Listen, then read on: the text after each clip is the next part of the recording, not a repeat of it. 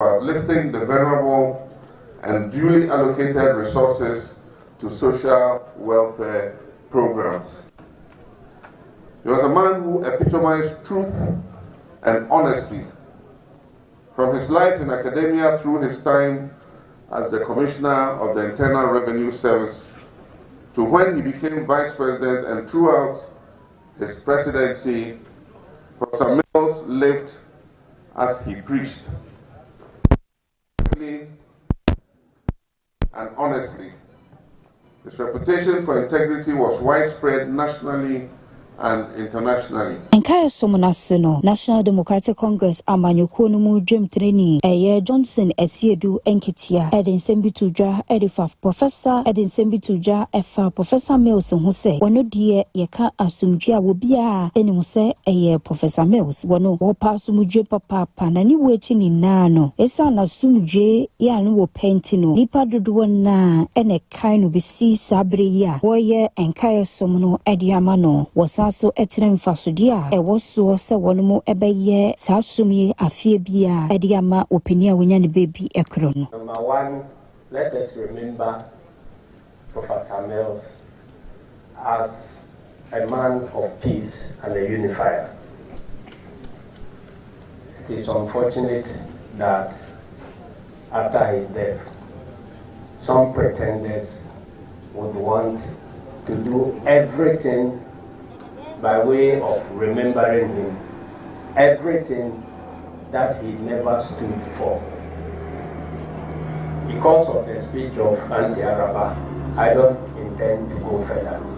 And just to assure you that next year, this celebration will be massive. And that will be the day of accountability for the pretenders. The day is fast coming.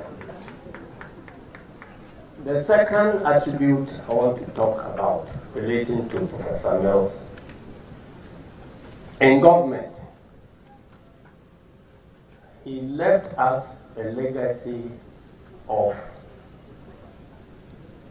a new president doing everything to continue the projects, ongoing projects that are left over by the predecessor. The haircuts we are suffering. If we had listened to Professor Mills, I'm not sure we will be there. Because refusing to continue the projects of predecessor government means that all the monies invested in those projects have simply gone to the drain. Yentwa ensem no so na yenko yenim na krom heya ene ebutuo ena mampeni abedeche Dr. Muhammadu Bawumia woto nsa edefra mampeni da John Dramani Mahama se womre na womo enye presidential debate ya watches debate no eno ebefa wo man Ghana ehu na wasansem ni mo no e ade se dom kuma yi a womo e womra hye medwafie atonsa e de afra mampeni abedeche Dr. Muhammadu Bawumia ne wohin franka ede ama NPP ama Nuekie no se womra mra hye badwafie omom na o me debate no e wo ho esa ne se afimpi mienu ene dedu na meche media budget ya ye photo stand for Dr. Amin Adams ebe kenkan ye no wo che so mo wonsem bia ese wom ebisa no ne se nti womra mra hye badwafie ho na o me debate no e wo ho na wonsem twefo nhie mo ase na deputy minority whip woni monyamfo Ahmed Ibrahim wode nsemi etujwa. The NDC minority is in Parliament is inviting Vice President Alhaji Muhammadu Bawumia to participate in the debate on the media fiscal policy review of on the budget which was presented to us yesterday. The budget statement and economic policy is scheduled to take place tomorrow, and that the debate will take place tomorrow. So we are calling on His Excellency the Vice President to join the debate. The debate begins on Thursday, 25th July 2024 in the Parliamentary Chamber at 10 o'clock in the forenoon. The minority is extending the public invitation to the Vice President, giving his notice as giving his role as chairman of the Economic Management Team. of the government. Parliamentary rules permit a sitting vice president to participate in debate on the floor of the House. And this is stated in Article 110 of the 1992 Constitution. And this is a copy of the Constitution. So if you open Article 110, it says that the vice president, the sitting vice president, is permitted to take place on the debate on the floor.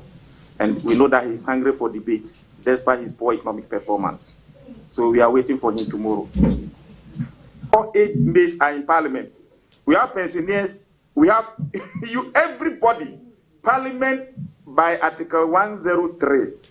verse clause 3, shall be made of people with different shades of opinion. So it is the best place where no debater can lie. If you are talking about education, there's a teacher there. We are talking about banking, there's a banker there. We are talking about health, there's a doctor there. So Parliament is made of different shades of opinion. And if he cares, as for journalists, there are some up, there are some inside. So the best place for this debate is Parliament. And now, the reigning finance person, if it is employment, Haruna Idrisu is there. If it is finance, Atufosin is there. If it is energy, Komna Donkwa Njinapo is there. If it is housing, West and housing, even West housing, sanitation, everything, Bejira is there. So we have a mixture of expertise.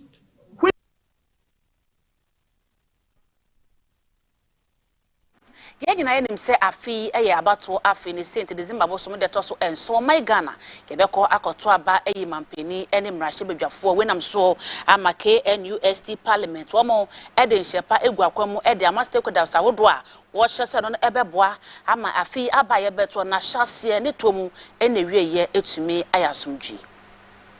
KNUST adisuafo FM mrahye bedwano ene ne wode to omamfo nyina ni mu woni edintintiman obere ye behwe na yato aba December bosom de to sonso animu ese wonye de obetumi ayi bia se asundwe ebededi ewo afi abato a ye beto ne kenkan yemu ene bra yato aba no ede awie kasmafo ede ema Kwame Nkrumah Science and Technology Students Parliament eye Ura Abbas Osman na bera woni nsentwo kasa no watche se wo man bia be ko akona nim na wadi nkonim ewo kemame ka bia memu mu a ya ne gina bato so enti wodi ato abambo ku ahodo amanyofo ene letter commission ni mu se wonhwe esa afia bato ebe ye fe na yakono na perepere yo ne fan yo so atumi aye adwuma unity,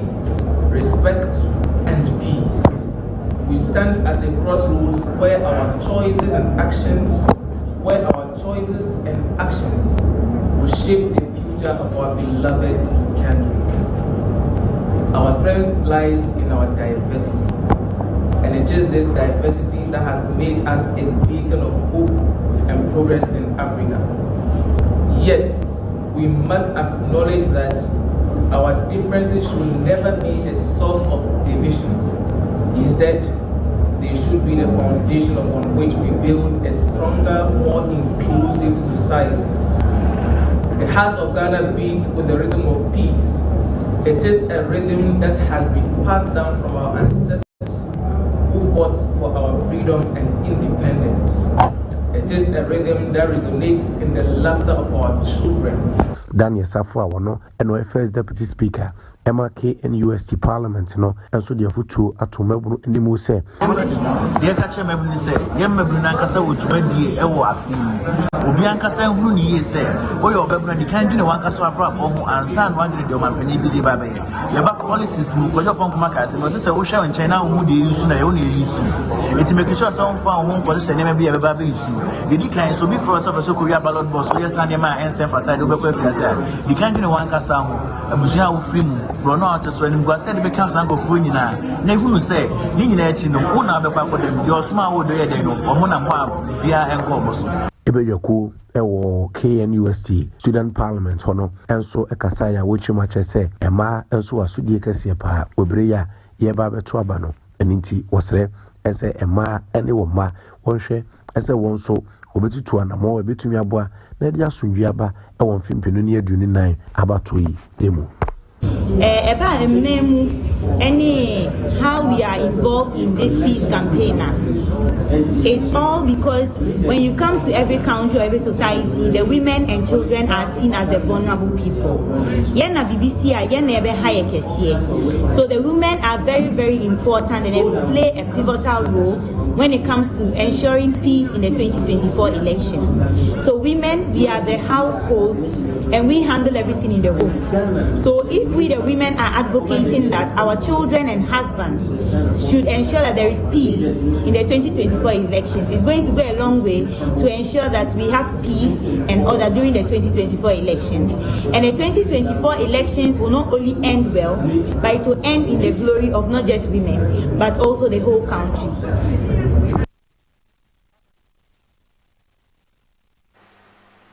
We are Ctv Kasiebo and we will share with Ctv Ghana's #1 so no follow yen. Our Facebook and so at my CTVGH will I can watch share the ama on yon kona one so in ye be ashe into and seven so ewo and sem for emu. Now I was for the chida was shank it and would and summer so my Ghana moon hey ora Sylvester Tete. Now what there are two abine anymore says a cobana say abino a ye public relations officer washes obey nipa waka a year Institute of Public Relations Ghana edumekono watch us abino NSA and on a bit me abwamo juma denino etumi akonkai waden semi etudra wabra IPR Ghana wodu mufisha na itoso edunum.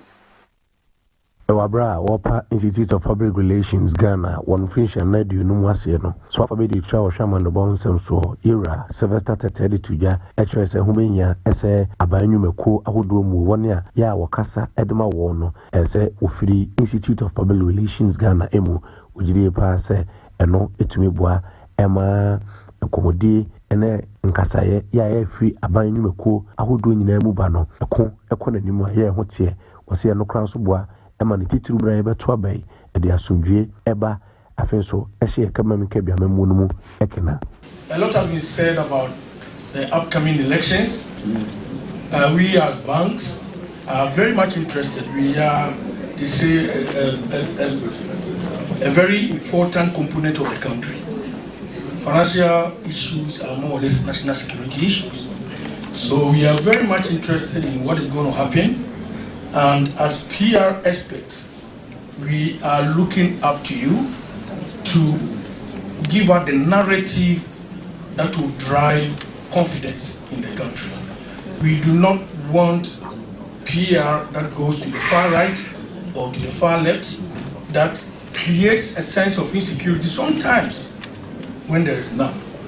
President here our Institute of Public Relations Ghana ano Mame Esther Amba Numaba Kuba enso di tuja HSA afinfinhia edunum ya wonmo edi no womo we no kwan ese obetumi abo won abaso ewo dwumadi ahodo ya wadi emu na afinso ahwe ese wombehye won dwumadi mu ekena na akon ede akona nimu anniversary launch no eya de se wobo modia epa empanyifo ahodo bi eho antoma wono eba behwe ama Institute of Public Relations edwumadi etumi akon nimu eno ene Mame Numaba Kuba ya ono ye penyini afei Donald Dra ebe penya be de chire Ra Gabriel ni otu ankra ebe ye sika krafo Abraham Otabel ebe ye abedichira obetrotro ena afei Solas Akomia enso eka ho ebi. One time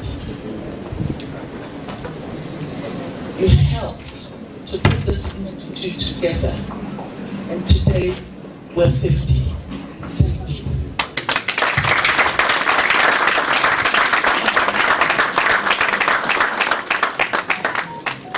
I also just want to recognize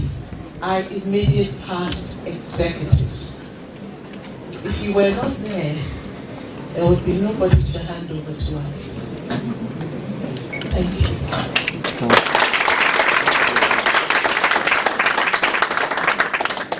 You worked hard. You put in your all. And we appreciate.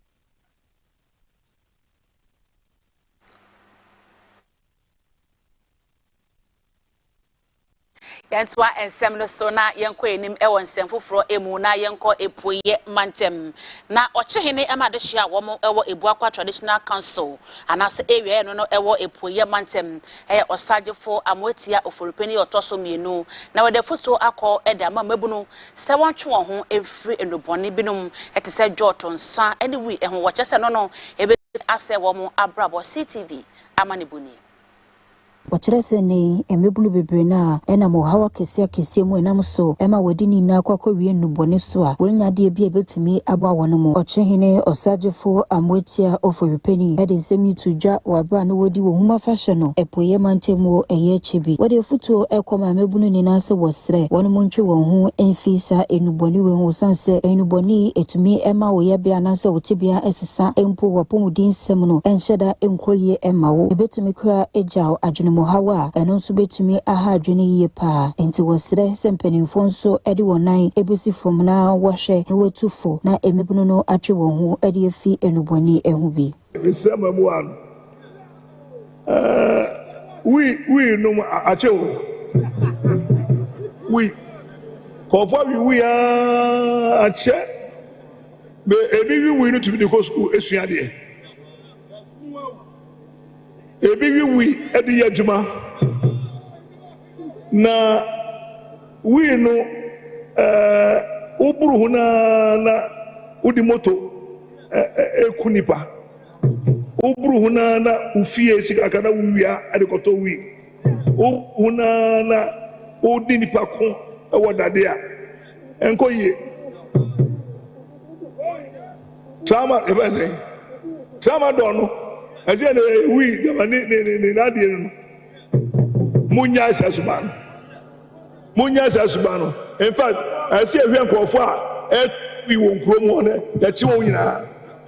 ade anya de won wa ade so on we na on de ma kwada ade was on ko school ni ya chi won nyina saa so ne aka galamse na nkofo otu enipa na etu galamse no so no okrafidi eso we dey say okota dey say mboto anhu na we dey machine kakaka na sio obokro no a eze etumi chi no na e manage no man no etumi akona nim eno eche wo chehene ese wonu mentu galamse say yensuo ene yensase no wosre wonu muntwe wo hu emfemfi hokra ma wo mu ma ho kire enti dachi bi wo manu musuku bo anase wo madache ebeye tantantan sanse ene se wotimi bo yensuo ni yensase ne ho ban a ye ma no nso ebetumi enya suku papa akwakosia de enti wosre se wontwe wo hu emfi galamse no ehu bi wodi akwada bi ba wiase a sani ehuma yedi na se ubwa ho na kwada no ya wo no obroni se no helpless no a defense oni anwade obegyina na so wo na se ohwe no gira ne na so ogira ne na so ohwe no school o ma na duane adi wa che ne discipline se want to be anya sa na kwada no uja no na se o prepare kwada na sabi obenyi no ay kwasi ampani enti ehira wofo ye bibia na ye de be shaban enye bibia na ye de be teacher enye bibia na ye de be oyin wa wo ba no na wa bomodi a pekwan a wo de be hwe no ebi se da kire se wo ba sasabi nsem bi amfata wo akamamu o mi ma wa ma o ma mi awama wo faase di ono ni responsibility bia ne kwakwemo ena suhum achepem hene berima amakodako edison semutudwa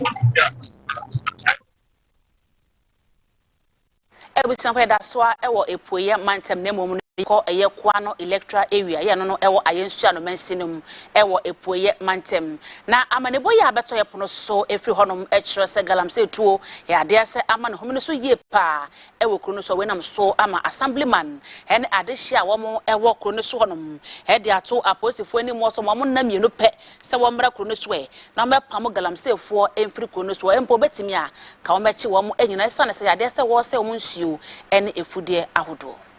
Kiano Kroye, Wodofo, Ewo Honumwa, Ewa Yensiano, Mensinimo, Epoye Mantemo, na Womo, Ede, Enyefomienu, Ede Ama Aposifo, China Police Servicer, Ewo Suhum, Mensinimo, Eastern Regional Coordinating Council, no, NFA, a local assembly, no, se one re, se womo to Galamse, Ewo Womo Sasusuni, na, Sasu se Wonumusu, no, Wobetu won Ede Fikonimu, Wonyasa Padia, Wademrano, Ebesha Wankasa, Wonsa, Assemblyman, Eye Orakwe Kukumi dodo na efreno agbomoje wo se sempenimfo anhwe no wanye omanfo akomaso ade ama wo mu enifo mienu yimu a wono mankasa behwe so wobebo won sase ne wonu musuo no eho ban wone Ctv Kasiebo etwetwe nkomo no assemblyman yi ekira ne manfo buefu yie papa bode wani breni na ababehye ne so anunti en wono so ne ni abre ko ya wo pese mpenifo hwe na wo ka ho asem ede ema wono me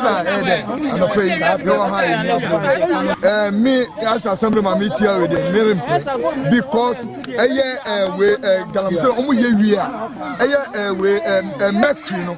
echi o mako ye benya cancer wa eji o ma be from muska de akọ abedada boys ni say omu ma omu ska kitikiti omu wi a omu be jan ya re no mako ije no ene be high that so yeso ye mpe eje boys no ene ye that kense no ye gusuni ye brain na no omu na ye brama ho be ye to be ma say ye wu echiwie no na boys na benya yare oktomu ha no anu de emba so pepa enye kire de itino ye sure say emperor bi she asia se o je say o ma se o mu gusu se enso so du kojo hu mu se a in fact ye lo kwan asai kojo hu mu fuo o mu nyaka emba motor grant to me come because of that o ma se kwan na mai ko hu se a o ma se kwan nso ina o ma se no o ja say ke bola egu asisi ne be track bola no ma ke sana de bola na sitifa nso we to a Kuma Forchra, one mubuefu ye papa, when ye mani boni kofi Michelle, Akasaye, Ere and some Atunenima, what rese Abanwi, Amawansa, our former ye papa, san se, Galamse, ye kano, Abanyi Casa, or Bupon Humodin in Nesubisine, want to mean Neshe, and Fahu, Ya won't be the washing na, and it's district chief executive, Mitchell Mensnikachi, Ya wo Ayensia not mentioning more, Ya no Sasu Jim Tenenia, district security council, a year dissect no ano, Mammy Josephina, ansa, Ebershe, na wetimi etu galamse fono, Ediefi woman sasu, and yes, a party ambrano, what the best one sa, now which womo, Ediefi hoka. Two galamse now, I'm saying soon. The solution a boy home, it's almost say, almost to go to the best say, yes, soon. And there's some parents very high, it is yes, yamping now, over to you. It's the end, I say, young person go to go to because you go to me, and in Sudan. Only a day, the consumer. Dear no make my ya, I was to continue and a share and about also. It is also uncle to the rest of myself to continue. Yenayano, oh, piano, and anything else can promote. Amuyashi, Marco and Maya, Omun will be trust and cash. You are hard on the banner, this one, it has you to the emperor. So won't be so man, Master, Ness, Galamsian on Babe, Galamsian, so, and Yadia Negana, yes, also. People crack out the baby Galamse, Omuni, and so no so ana enom, and so machines in so pay. Your mom coin, no more to Galamse, and you saw a room in our day, or cherry a pension on Kayena, and unti, Yasi and Yuntu, Emperor, China, sorry, Debia, and Yadia Bepo. Yen free a poya mantem na ye fa ni enchiremu e wadwede ene sikasem Kasiebo mu.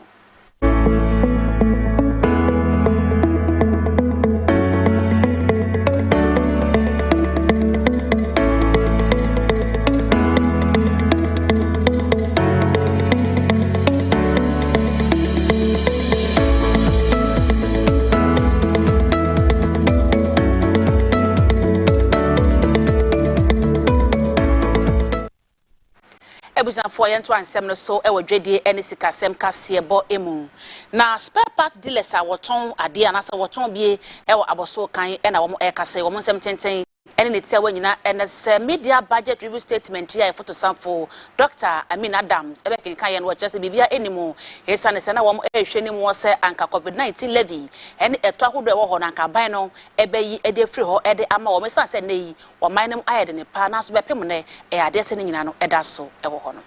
na ye exchange rates duties and some in this say aban eye hwe high na duty no e kwosoro na dollar no so e kwosoro a na say o man na kasa na idumade di nyina no e wo form party bi ani ho a okọ election na crucial election a na already budget so the tax for about nim so nya de be enya dwuma and de oye de enya dwuma but na na expect say ebia tax bi a ye ka ho asem over the years so omka omunhwe no munyi covenant is here no ya kan wonyi free ho no no and am kan wan hwe so disinfection wo ho o ba we na friend sepu network charge no I don't get it network charge so ye den a na adwan na say bia ono afa bia account no wagya dada na wo ho no nti aye say wa ya ade so omba pa no number ka omosa micro ho na timamun de ono onum sa de no no expecting say okokruma buy ton saying and buy the 50 cities 45 cities 40 cities the only say two of yam obaton bia 15 cities 10 cities it is obe cancer abrofo nyina na ono onim food inflation erazia exchange rate ne fuel no na spare parts are be ka ho and spare parts part bi na ton no 2000 and 4000 inches matters I vet engineer vet ka say na mkromu ya de ubayi 4 plugs so say vet ni your 4 plugs ni your 3 plugs o wo hwe ni omri uba na 4 plugs na holding nti because 3 plugs we fanya uba commercial ko de bia run nti engine be ha and engine no 13000 but if you be atwam no 30000 wo de to full car na kasa and the car no ni bo 85000 when you kwa 80000 it ni expect say nka obetachi what import duty no kwa on be fa so me bia fa duty e be form say okoyi uniama na niam be form at least you know mamia here for 8 years at least some 5 months akade mama nyima mungu kakra enti no budget no ne your expectation from the one to the end ne there I think say yet me meet expectation oh $1 $16 cedis enti wo economy no no say gina yifa a very problem pragmatic ye de nyina ye den baby 5 months akay den pa magic ben pa na aban obetimi aye and brofo no okaka o parliament no brofo no now no is ye move from brofo ye pesi ehu reality practical solution ebusa for etwa bosompo na ye nko bi maso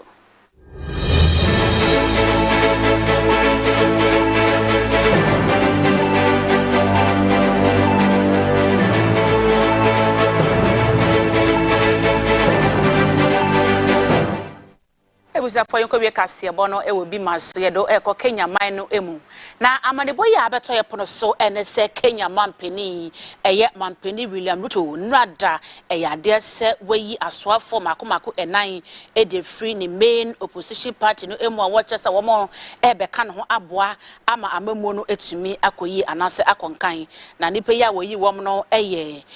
Hassan Joho ya wono no weyi no se wo me cabinet secretary Emma mining blue economy and maritime affairs so oparanya as we know say wo meye cabinet secretary Emma cooperative na so wono no enye nipa na sanya de a yenya agye no atomo afe John Mbadi as we know say wo meye national treasurer Emma sa ministry no afe so opio oya no say ade say wono say no say wo meye energy minister what say nipa na ye we wo mo no na wo mo eye du e na we enan e di efrem we esi e wo Kenya man no emu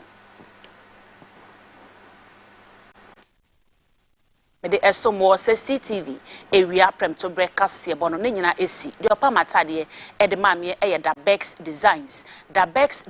e wo teshin opa matade bia bi nti de opa bia no obetimi edon to ma lazy ahodo akọ na wapam ne kama ede ama obetimi Afreda Bex e wo number so 0543967797 Ofreda Bex e wo number so obejo so fefe ma motife amohye bedamase production team ni nyina bedamase Manye Nuekie eni meeting madase ama mu enisha makra